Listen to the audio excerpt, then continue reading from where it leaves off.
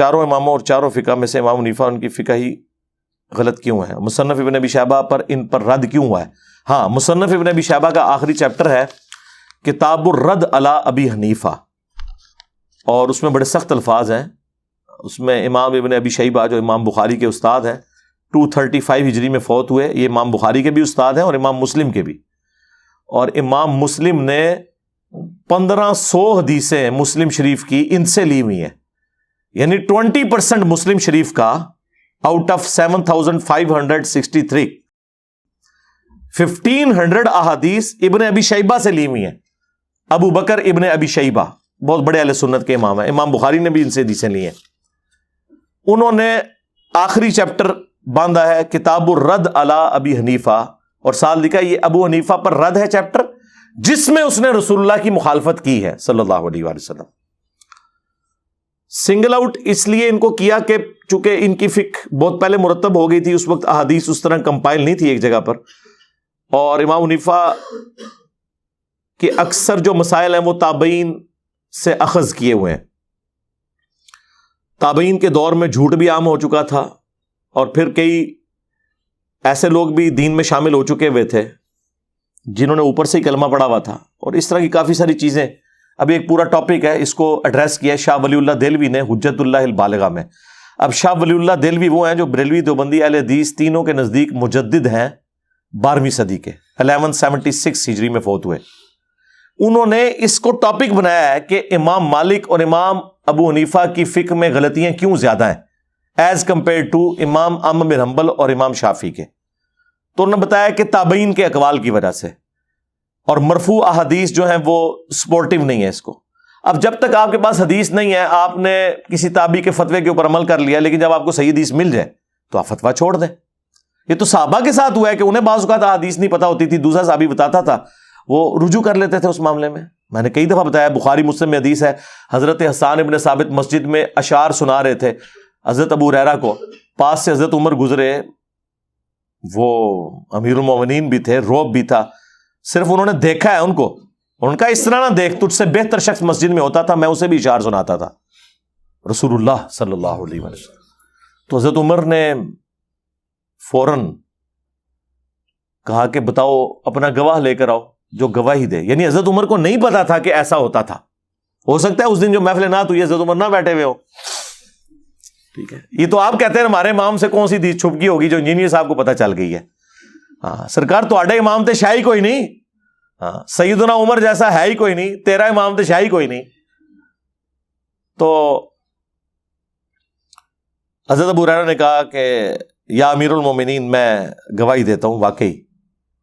اور پھر نبی علیہ السلام ان کے لیے دعا بھی کرتے تھے کہ اے اللہ روح قدس کے ذریعے حسان کی مدد فرما جس طرح تو نے عیسیٰ ابن مریم کی تھی، وَأَيَّدْنَاهُ بِرُوحِ الْقُدُسِ.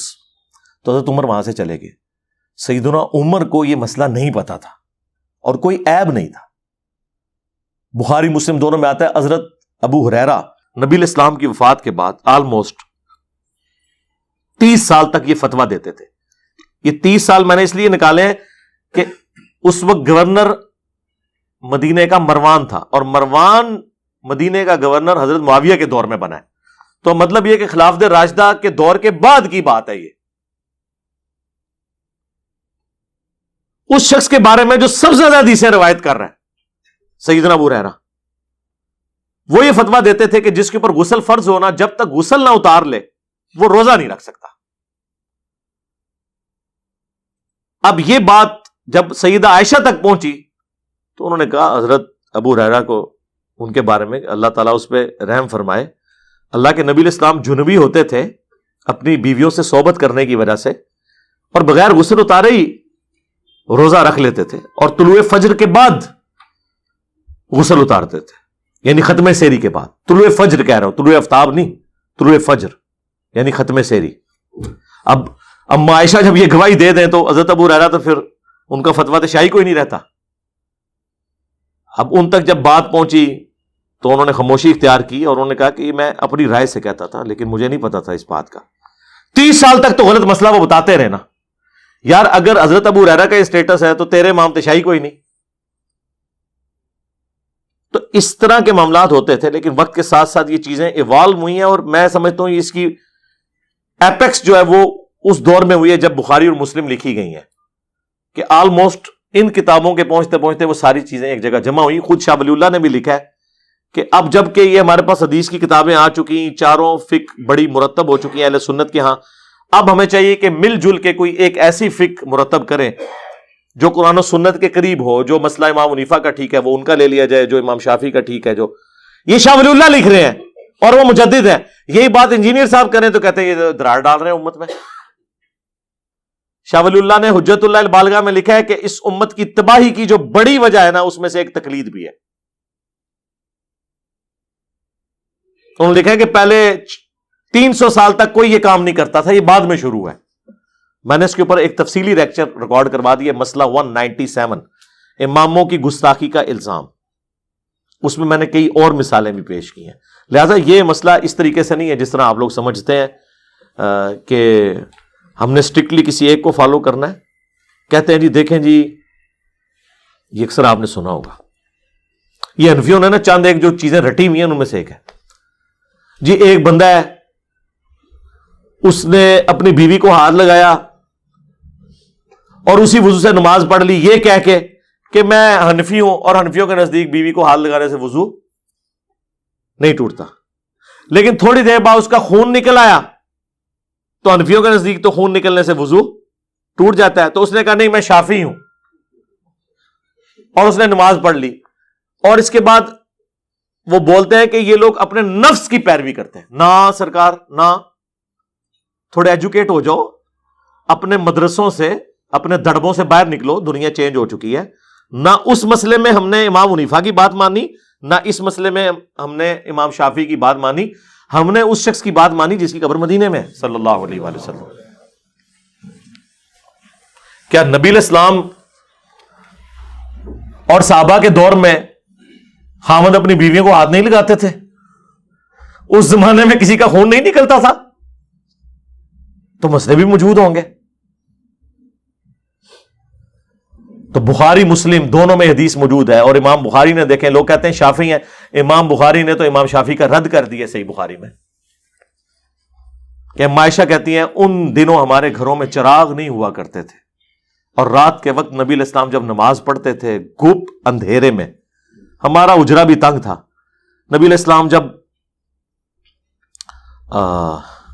سجدے میں جانے لگتے میں آپ کے سامنے لیٹی ہوئی ہوتی تھی تو آپ میرے پاؤں ٹو دیتے تھے، میں پاؤں سمیٹ لیتی تھی، اور نبی علیہ السلام سجدہ کرتے تھے، اور جب دوبارہ قیام میں جاتے تو میں پاؤں سیدھے کر لیتی تھی. اس حدیث سے امام بخاری نے امت تک یہ میسج دے دیا کہ بیوی کو نماز کی حالت میں بھی کوئی ٹو لے، ہاتھ لگا لے تو اس کا وضو نہیں ٹوٹتا. لہذا امام شافعی کا مسئلہ فارغ. اور نہ یہ ہمیں امام حنیفہ نے بتایا ہے، سرکار یہ تو ام عائشہ نے ہمیں بتایا ہوا ہے، اور بخاری مسلم میں موجود ہے. دیکھو کتنی بڑی کہانی انہوں نے کروائی ہوئی تھی. پڑھے گئے نا؟ اچھا، اس ایک مسئلے نے کروڑوں مسلمانوں کی زندگی اذیت میں ڈالی ہوئی ہے. انڈونیشیا اور ملیشیا میں سارے شافعی ہیں، وہ بیچارے حج عمرے کے لیے آتے ہیں، اور وہ آتے کثرت کے ساتھ ہیں. وہاں تو ہر بندے نے حج کرنا ہوتا ہے. واقعی وہاں اسلام کے 5 فرض ہیں. پاکستان میں تو 5 فرض نہیں ہیں، وہاں 5 فرض ہیں. وہ حج کو فرض مانتے ہیں، یہاں تو صرف زبانی کلامی مانتے ہیں. اور باقاعدہ ٹریننگ کر کے وہاں لوگ حج پہ آتے ہیں قرآن اندازی کے ذریعے. پاکستانیوں کی طرح نہیں کہ بابے جب فارغ ہو جائیں تو اینڈ پہ وہاں بھیج دیتے ہیں انہیں، نہ کسی چیز کا پتہ ہی نہیں ہوتا. تو وہاں آپ دیکھیں گے کہ ان کی عورتوں نے دستانے پہنے ہوئے ہوتے ہیں وائٹ کلر کے، اور میاں بیوی اکٹھے طواف کر رہے ہوں گے، گرمیوں میں بھی دستانے پہنے ہوئے ہوں گے. تو عام بندے کو تو سمجھ نہیں آتی کہ مسئلہ کیا ہے. مسئلہ یہ ہے کہ وہ ہے سارے شافعی، ان کے نزدیک اگر کوئی خاوند بیوی کو ہاتھ لگا لے تو وضو ٹوٹ جائے گا. جب وضو ٹوٹ جائے گا طواف کہاں سے کرے گا؟ تو وہ انہوں نے اپنی بیویوں کو دستانے بنوائے ہوتے ہیں تاکہ ٹچ کرنے سے، یعنی باہر سے ٹچ ہوگا، ڈائریکٹ نہیں، نیکڈ ٹچ ہوگا. تو ایک مسئلے جو غلط گھڑا گیا اس کی تکلیف کتنی امت کو کاٹنی پڑ رہی ہے. اور ادھر حنفیوں نے جو یہ غلط مسئلہ گھڑا خون نکلنے والا، یہ کس حدیث کے اندر، کس آیت کے اندر آیا ہے کہ خون نکلنے سے وضو ٹوٹ جاتا ہے، یہ صرف انہوں نے قیاس کیا ہے، اور وہ بھی غلط قیاس یہ انہوں نے کیا ہے کہ جتنی چیزیں ناپاک ہیں جب وہ جسم سے نکلیں گی تو وضو توڑ دیں گی۔ پیشاب ناپاک ہے، وضو توڑ دے گا، مزی ناپاک ہے، وضو توڑ دے گی، تھوک پاک ہے، بلغم پاک ہے، پسینہ پاک ہے، وضو نہیں توڑے گا۔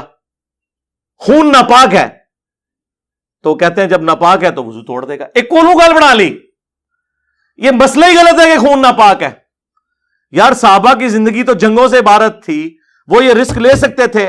میرے بھائی آج نہیں زخم ٹھیک ہوتا، جن کو ہر جنگ میں اتنے زخم لگتے تھے، جسم کے ایک ایک انچ کے اوپر برچھی یا تلوار یا نیزے کا نشان ہوتا تھا، نہ اس وقت اتنی ادویات تھیں کہ زخم اتنی جلدی ہیل ہو، وہ یہ رسک لے سکتے تھے کہ خون نکلنے سے وضو ٹوٹ جاتا ہے؟ جی قرآن میں آیا جی خون، سرکار قرآن میں کہاں لکھا ہوا ہے؟ قرآن میں لکھا ہوا ہے کہ بہتا ہوا لہو پینا حرام ہے، ناپاک تو نہیں لکھا ہوا، اور پینا بھی صرف بہتا ہوا لہو ہے۔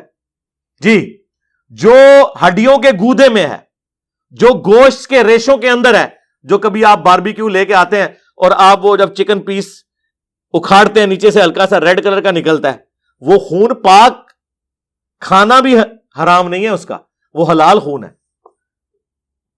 اور جو بہتا ہوا لہو ہے وہ پینا حرام ہے، ویسے خون پاک ہے، چاہے جانور کا ہو چاہے انسان کا ہو، جو حلال جانور ہے۔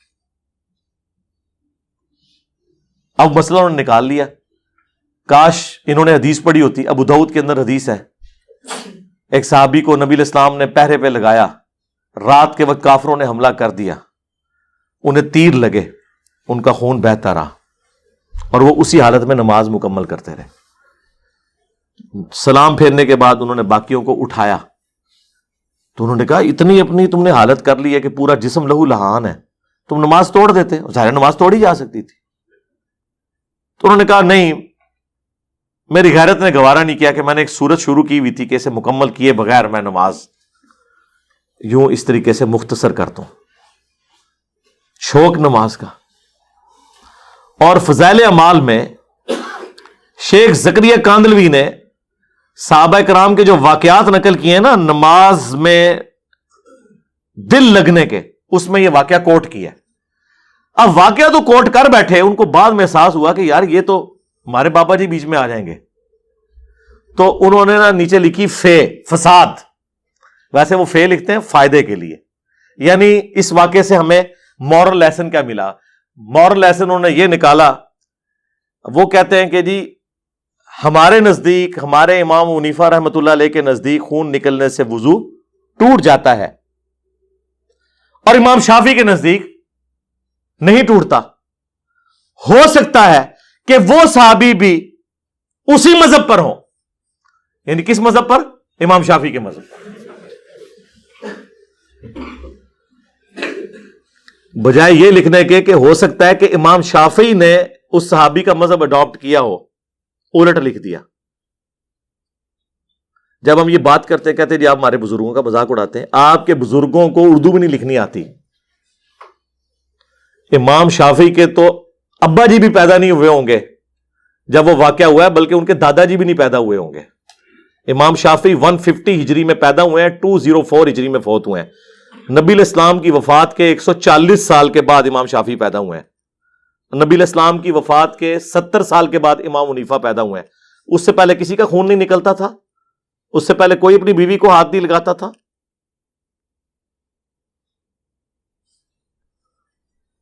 تو جملہ کیا لکھ رہے ہیں کہ ہو سکتا ہے وہ بھی اسی مذہب کے اوپر ہو۔